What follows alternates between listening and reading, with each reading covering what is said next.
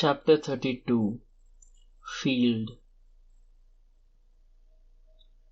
By the time I arrived at Kurukshetra, the armies were already in position, for the war was to start tomorrow.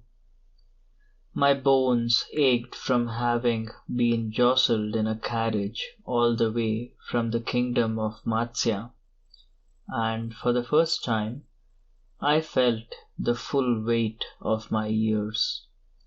But no amount of pain could douse my excitement. The blood pounded in my veins. The day I had burned for, lying sleepless on my thorny bed in the forest, or pounding sandalwood into powder in Queen Sudeshna's chamber. That day of vindication had finally arrived. Subhadra and Uttara, who had come from farther away, Dwarka, were worse off than I. Uttara was in the 3rd month of a difficult pregnancy. Though we had all entreated her to remain at home, she had refused. She had vomited several times in the carriage, and Subhadra had her hands full taking care of her. Subhadra had secretly confided to me that she was worried about the unborn child's safety, but looking at Uttara's face, wilted as a plucked lotus, no one had the heart to chide her. She had had such a short time with Abhimanyu and was so much in love with him. Greeting me, she kept her eyes carefully lowered. When she raised them inadvertently, startling at a sudden sound, I saw that they were swollen from long, secret weeping. She knew she should not cry. It was harmful for her baby. But what else could she do with the fear that grew and grew inside her until her chest felt it might explode? The fear she couldn't articulate because it might bring bad luck. What if her husband didn't survive the war? Kunti arrived last of all. She had come from Hastinapur and had the shortest distance to travel, but she was so exhausted that when she descended from her carriage, she could barely stand. I was shocked to see how much she had aged. Her hair had turned completely white, her face sagged, and she walked with a dispirited stoop, leaning on a cane. In the dream vision I'd had just a few weeks back, she had looked much more robust. Something had transpired during her meeting with Karna that had done this to her. Once again, I longed to know what it was, and if it had affected Karna similarly. Tired though we all were, when the Pandavas asked if we'd like to view the battlefield, we agreed at once. Even Kunti pulled herself together and stated that seeing the actual arena would help us direct our prayers for their safety to it more effectively.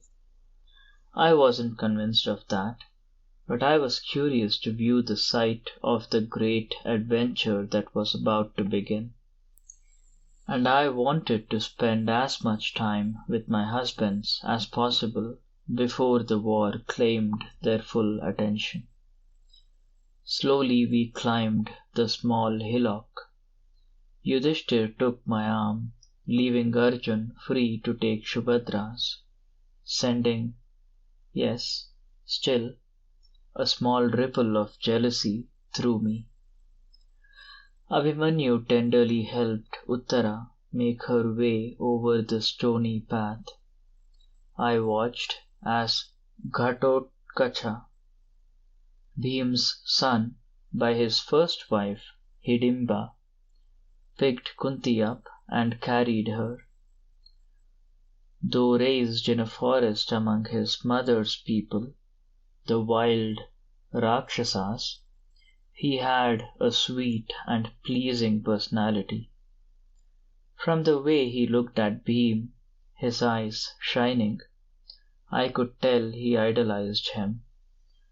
A good luck mark glistened redly on his forehead. His mother must have painted it on before he left. Watching him made me remember Hidimba. Even after I'd grown to tolerate my husband's other wives, I never quite liked her. She was a tough woman who knew her own mind and followed it, uncaring of what people might think. Perhaps I was envious of that. She'd met Bhim in the forest when the destitute Pandavas were fleeing from the house of lack, and married him against the wishes of her tribe. Soon after, when the Pandavas left for Kampilya, where Arjun wanted to compete in my Swayamvar, she chose to remain with her people. The unexpected news that Bhim too had married me must have shaken her, but she took it in her stride. If she felt betrayed, no one knew of it. She devoted her life to taking care of her people, ruling them with a strict but fair hand, and bringing up her son. After we gained our own kingdom and built our palace, Bhim invited her to join us in Indraprastha, but she turned him down politely. The one time I'd met her, at the Rajasuya celebration, she'd been courteous but cool. I'd been annoyed by the fact that, though she was from a poor forest tribe and virtually husbandless, she'd seemed so complete, so unimpressed by all I had. Before the war, when Bhim asked Hidimba for aid, I thought she would make excuses or send a few paltry troops. She had every right. Bhim hadn't made much of an effort to stay in touch, not like Arjun, who visited his other wives regularly. Bhim, on the other hand, had only seen Ghatotkacha once in all these years. Furthermore, Rakshasas tended to stay out of the quarrels of citified weaklings, as they called us. But Hidimba surprised us all by sending us her only son, her dearest companion, to fight alongside his father. She wasn't the kind who would have given in to tears when Ghatotkacha left. I imagined, though, that later she would weep bitterly.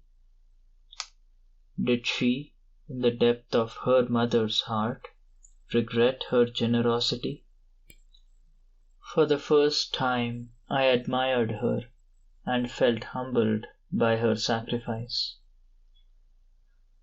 Our lives had entered a different time. We women, no less than the men, were going to be faced by challenges we had never imagined. The petty resentments I had felt for Subhadra and Hidimba, and the animosity I had harbored toward Kunti, were no longer appropriate. Who we were as individuals was receding to the background. What mattered more was that our dear ones were going into danger, to fight beside each other. From now on, we would be united in our anxiety, in being torn between pride and concern. in our prayers for the safety of them all. My first view of Kurukshetra was hazy and uncertain, for the sun was setting even as we reached the hilltop. In fact, what I first mistook for the battlefield was actually Lake Samanta Panchaka, beside which the women's tents were pitched. In the evening light, the water looked like blood. I told myself that it meant nothing. Any lake might seem this way at sunset, but the feeling of disquiet wouldn't leave me. Long before I saw the army, my ears were assaulted by the cacophony of animal calls. The neighing of horses and the trumpeting of elephants created a din even now, while the animals were at rest. How deafening would the noise be tomorrow, in the heat of battle, when their cries would be augmented by battle yells, the blowing of war conches, and the launching of astras. The Pandava battalions occupied the western part of the field. They would face east. A good omen, Yudhishthir said. But would it be harder for the soldiers to begin the battle with the sun in their eyes? When I looked down on the gathering, I was taken aback by its hugeness. I had known the numbers, but seeing made them real in a very different way. The tents extended as far as my eyes could reach, and the tiny figures that scurried around them, busy with last-minute preparations, were too many to even attempt to count. I couldn't believe that so many men had come together to help us. Still, I couldn't afford to feel elated. I knew that beyond our tents, past the mists that shrouded the no man's land, the Kaurava army lay in wait. It was far larger, 11 Akshauhini to our 7, and led by Bhishma, the most experienced warrior of our times, with Drona as his second in command. What made them dangerous was not so much their prowess in battle, but the love my husbands bore them. That love would deflect the astras of the Pandavas, would make their hands shake as they aimed blows at the grandfather who had shielded their childhood, the teacher without whom they wouldn't have learned how to wield these weapons.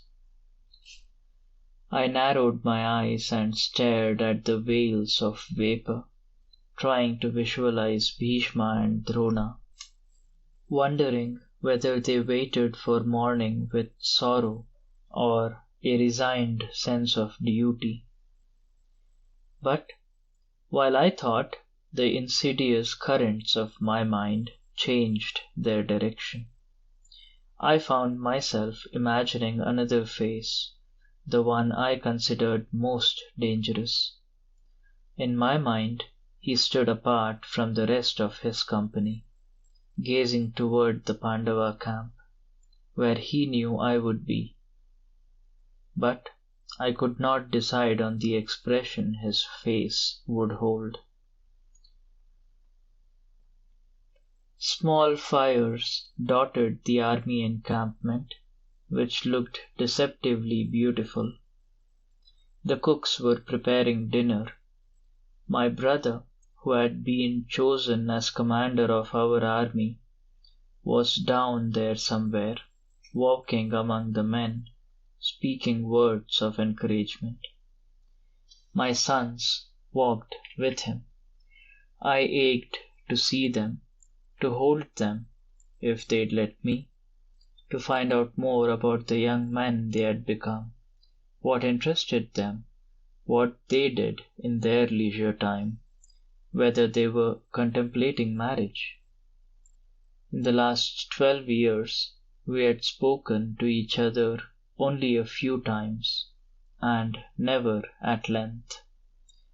I wished they'd decided to spend this last evening with me, then pushed the thought away.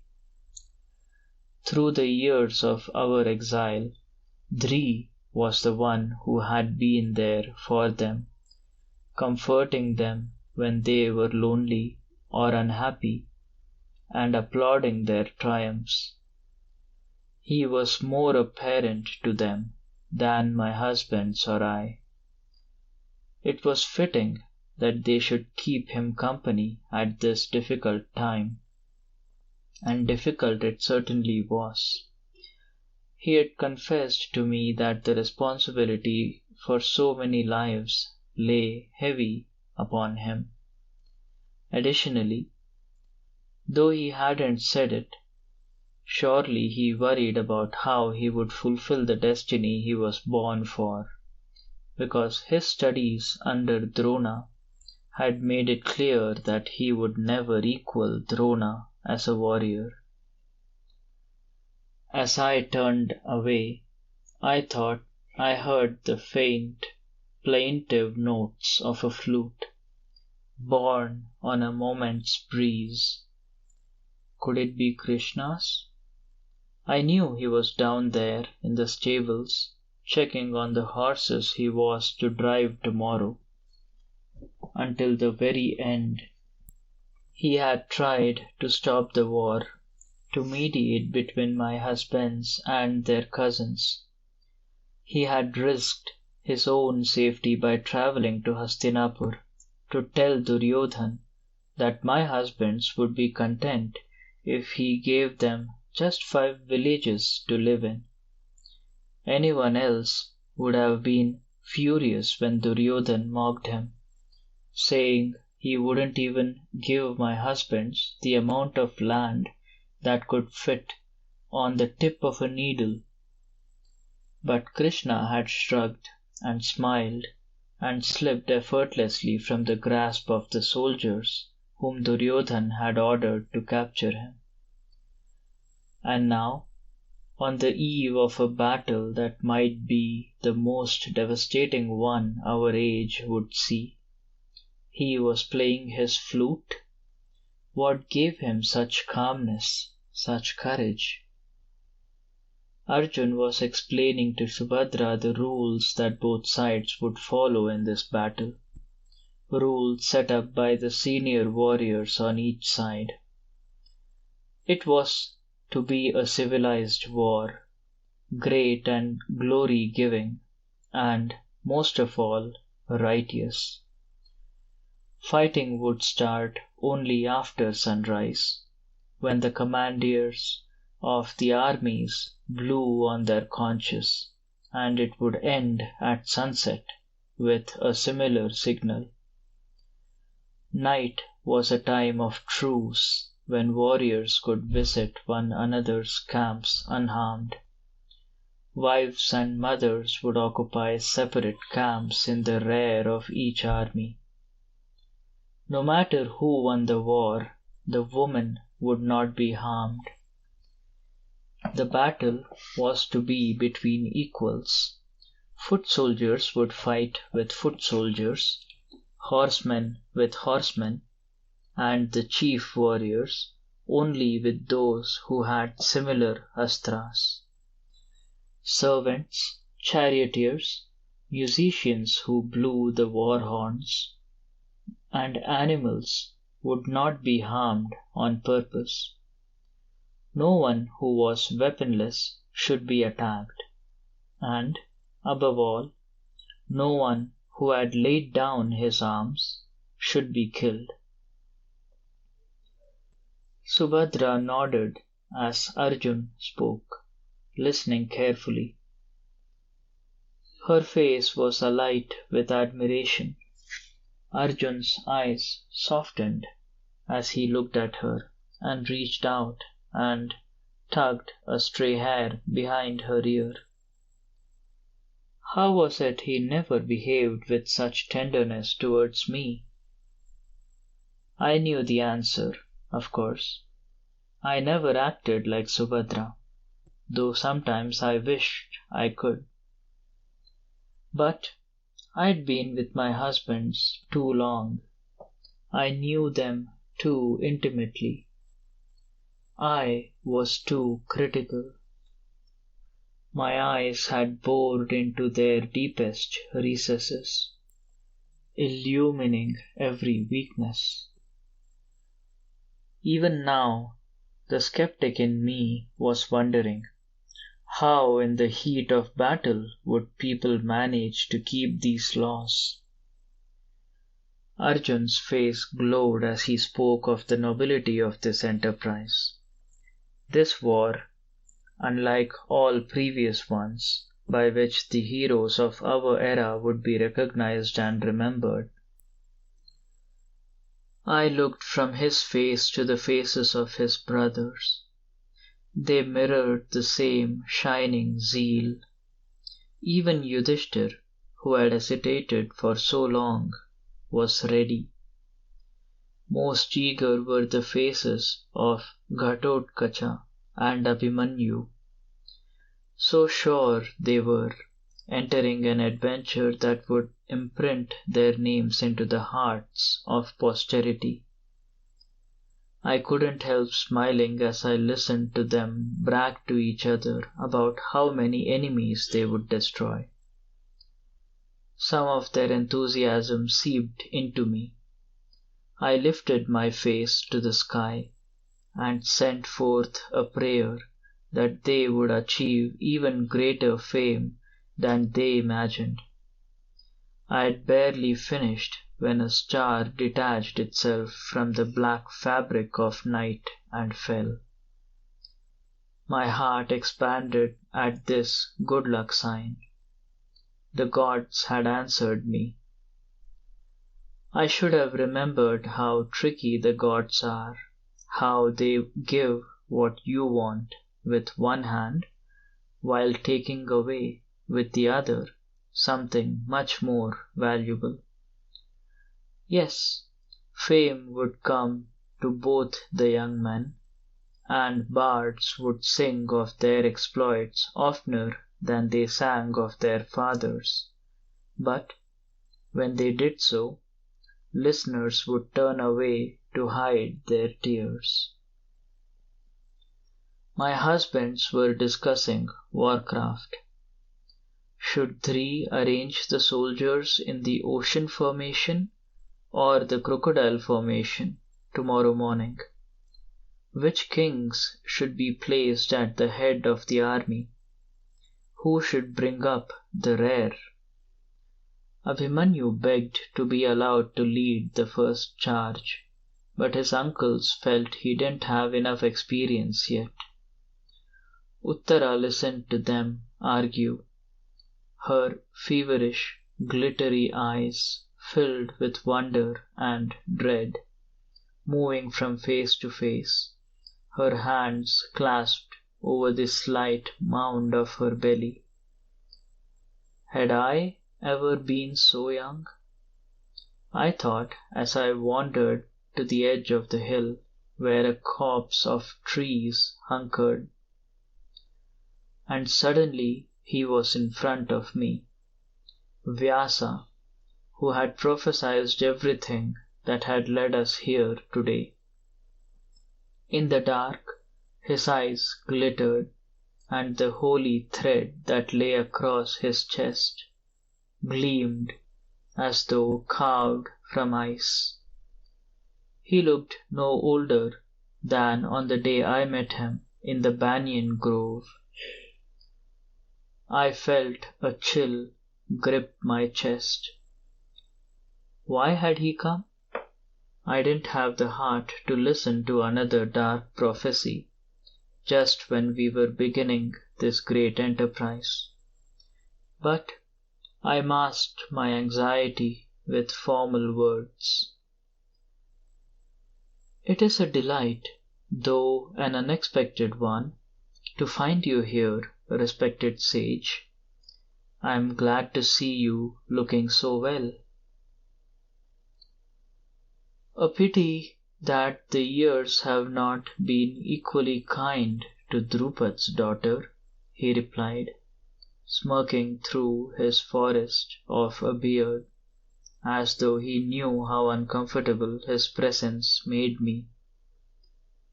Perhaps, instead of a box of mosquito powder, I should have given you age-conquering unguents. Easy for you to joke, I thought in anger. You'd be acting differently if your loved ones were poised on the edge of a sword. Would I really? He said, startling me. Let me tell you where I was before this. I was visiting my eldest son, who was in some distress. I think you know him. His name is Dhritarashtra. The blind king? He's your son? I knew I was gaping, but I thought he was the son of Bhishma's brother. It's a long story, Vyasa said, and some parts of it are less than flattering to my ego.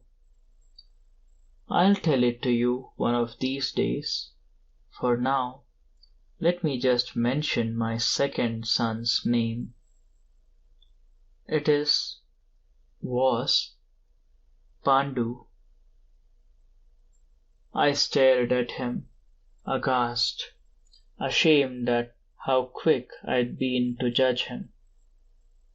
His grandchildren were pitted against each other in this fight to the death. No matter which side won in the war, Vyasa had much to lose. How can you be so calm? I whispered. Vyasa smiled. The life that you are living today is only a bubble in the cosmic stream, shaped by the karma of other lifetimes. The one who is your husband in this birth was perhaps your enemy in the last, and he whom you hate may have been your beloved. Why weep for any of them, then? The ideas he offered me weren't unfamiliar. The sages who visited us during our exile had spoken similarly in their efforts to resign me to my fate. I didn't disbelieve them, but I wasn't convinced. This world around me, with its beauties and terrors, held me too firmly in its grip. I wanted my rightful place in it. Perhaps there were other lifetimes, but I wanted the satisfaction of vengeance in this one. The war will work itself out the way it's meant to, the way I've set down already in my book, Vyasa continued. Why should I grieve any more at it than if I were watching a play?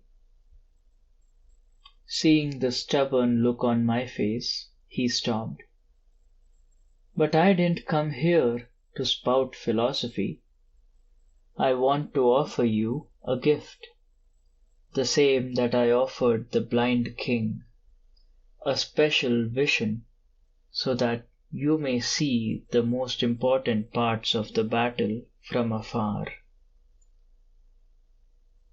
I drew in a jagged breath, trying to encompass the enormousness of what he offered. I, a woman, to view what no woman and few men had ever observed. Did Dhritarashtra accept? He didn't have the courage to watch his sons reap the fruits of their actions, actions that he had encouraged with his misplaced love. Instead, he asked that I give the gift to Sanjay, his charioteer and confidant. Sanjay will tell him what occurs. By the end of it, he may be sorry, for Sanjay isn't one to mince his words. But you, are you brave enough to watch the greatest spectacle of our times? Are you steadfast enough to tell others what really happened in Kurukshetra? Because ultimately, only the witness, and not the actors, knows the truth. I hesitated. Suddenly I was afraid. For the first time, my euphoria receded and I was aware of the other face of war, the violence and the pain. Observing, I would suffer them no less than the men undergoing these experiences. And would I feel any less guilt than Dhritarashtra? Was I not, in my own way, as responsible for this war as he? Maybe it was best to wait for the couriers to bring me news, a lifetime's worth of tragedy encapsulated in a sentence. I took a deep breath. Until the words came out, I didn't know what I'd say. I accept your gift. I will watch this war and live to tell of it. It's only just, since I've helped bring it about. Don't give yourself so much credit, granddaughter-in-law. Vyasa's smile was ironic as ever. Only later, thinking back, would I recognize the compassion in it. The seeds of this war were sown long before you were born, though perhaps you did nudge it along a bit. But I'm glad of the choice you have made. He stretched out his arm to touch my forehead, on the spot where the third eye is supposed to lie. I braced myself for what I didn't know. Perhaps a burst of heavenly music, a lightning flash. But his touch was disappointingly ordinary, no more dramatic than the brush of a bird's wing. I looked around. Everything was the same as before. In the dusk, I couldn't even see my husband's. Was Vyasa indulging in a joke at my expense? Suspicious, aren't you? Don't worry. Starting tomorrow, for 18 days, because that's how long this carnage will last, you'll see every important moment of this war. He stepped back into shadow. Darkness swallowed everything except the unraveling whiteness of his beard. "Wait," I cried. "You say you've already written the story of the war. Tell me then, who will win?" Is it fair to ask the playwright to give away the climax of his play? But in this case, I am not even the playwright, merely a chronicler. It would be presumptuous of me to reveal the end before the ordained time. O granddaughter who has learned no more patience than when I saw you first. With that, he was gone. "Where are you, Panchali?" I heard Yudhishthir call. We must go down for our night meal now. We need to ready ourselves for tomorrow. I allowed him to take my hand and answered his courtesies absent-mindedly. We made our way by smoky torchlight to the camp. The attendants had raised up a crude structure with a roof of palm fronds that would be home for us women until the war ended. They had tried to make it comfortable with silk hangings and sandalwood incense, and had even brought in a musician who plucked at his single-stringed lute and sang softly. Still, there was an unquietness in the air, as before a lightning storm, and under the floor coverings the ground was hard with rocks, so that Kunti grimaced as she sat down. As for me, I didn't care. Once I lost my palace, all places, be they mansions or hovels, became the same to me. As we sat down to eat, my sons came in, followed by Dhri and Sikhandi. They greeted me with courtesy if not tenderness, and I knew I should be satisfied with that. There had been so much I'd wanted to say to them, but now I couldn't remember any of it. Dhri looked harried.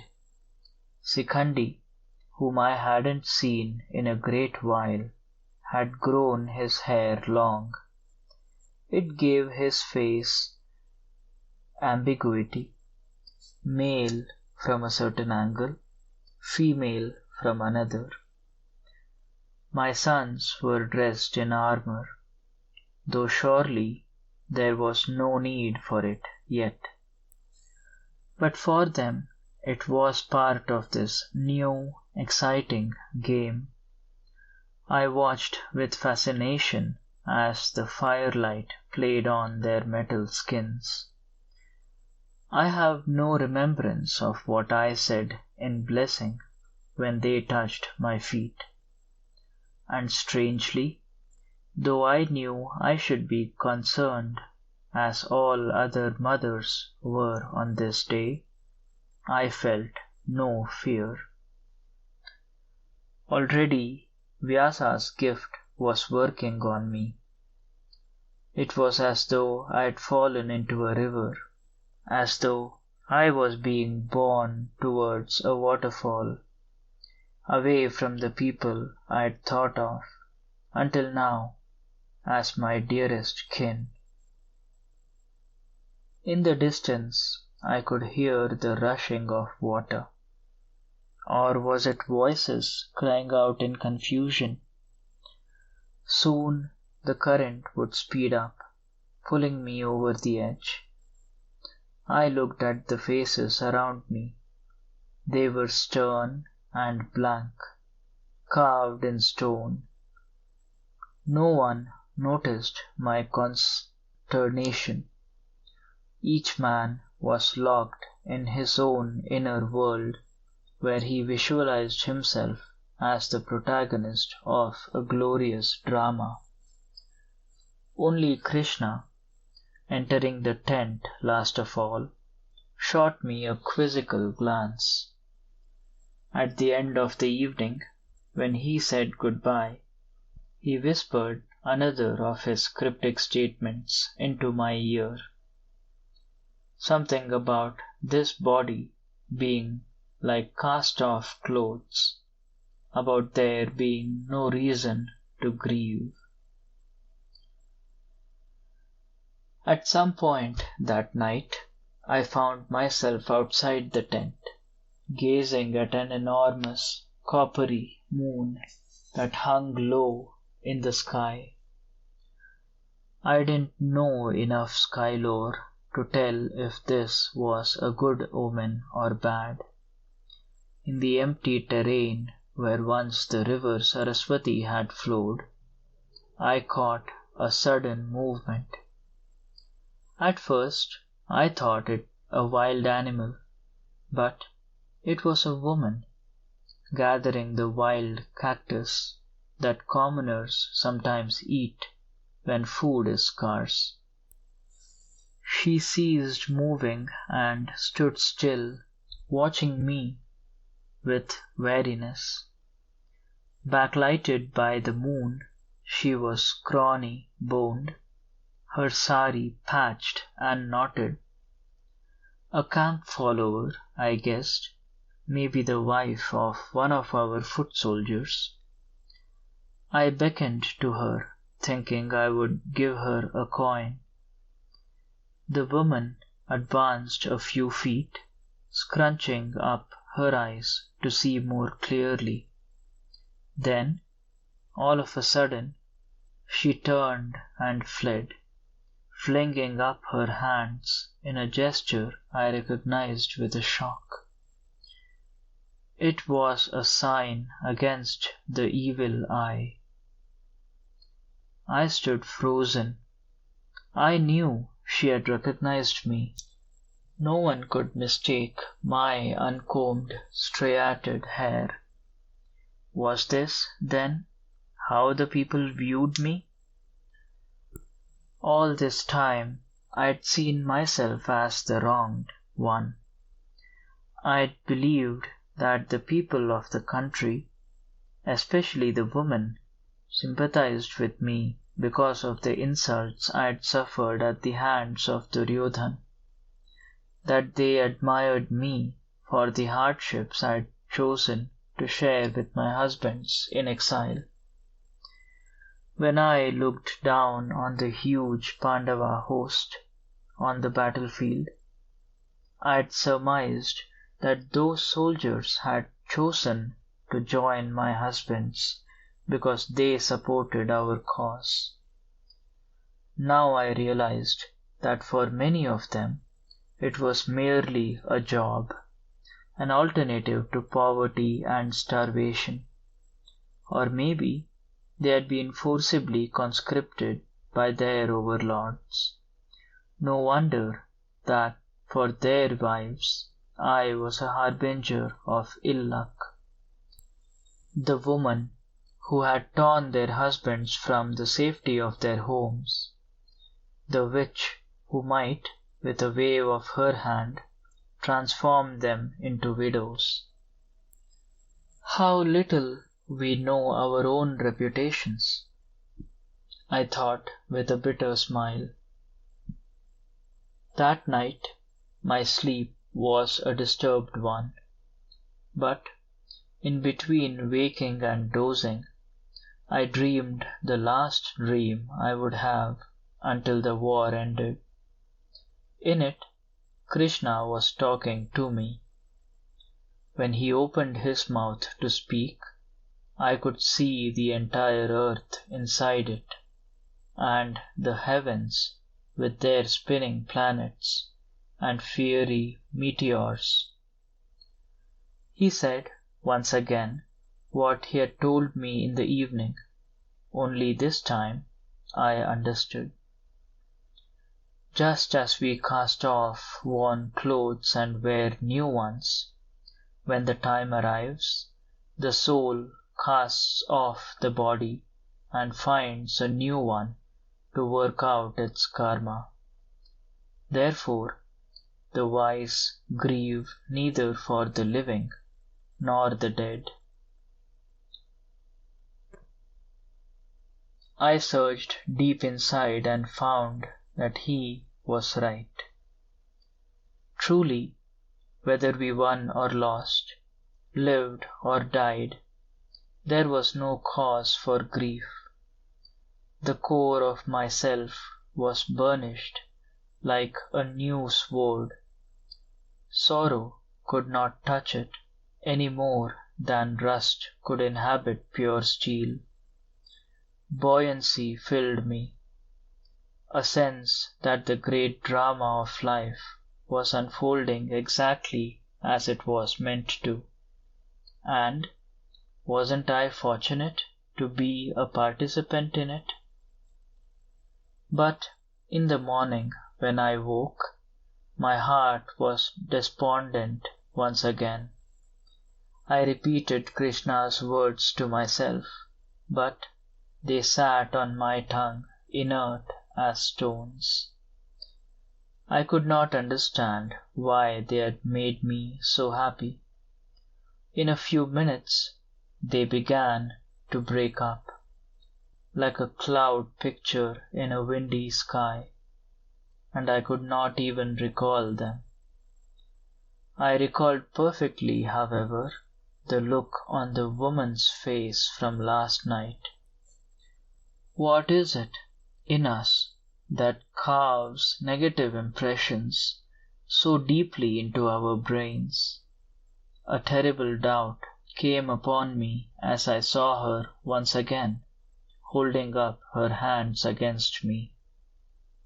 Had I pushed my husband's, and perhaps an entire kingdom, into calamity for my own petty satisfactions?